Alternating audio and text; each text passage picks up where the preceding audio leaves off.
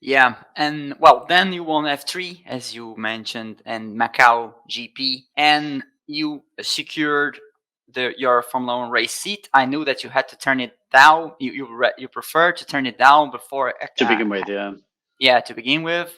But at some point, you were sitting on a Brabham car, which obviously was a different ownership, but it was a Brabham car. Hmm. And did it mean anything in terms of emotional and stuff, or you, as a most of the drivers, try to isolate that?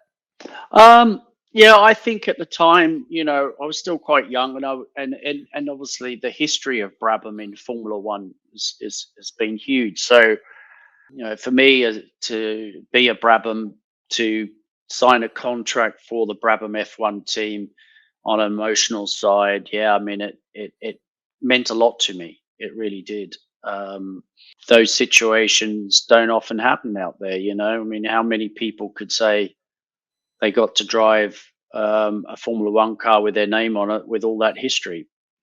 There's not many, is there? So it was kind of special. And my first race was at Monaco, because back then we had 30 cars going for 26 slots on the grid. So sometimes I qualified, sometimes I didn't, because the car at that point was not fast. It wasn't reliable, and the team pretty much ran out of money as soon as we started the season. So it was a real challenge to get through the year.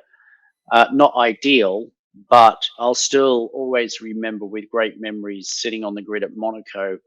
You know, Looking at the guys I used to get autographs off as a kid. In front of me, Senna, Prost, Mansell, Piquet, Patrese, Boots, and Nannini, all those guys that I used to read about or met in the pit lane as a kid, looking up at what they had achieved. There I was on the grid with them. So, but also in a Brabham Formula One car, which, like I said, was pretty special. Oh, be sure that this day is my Formula One grid because I'm talking to someone I read so much about when I was younger too.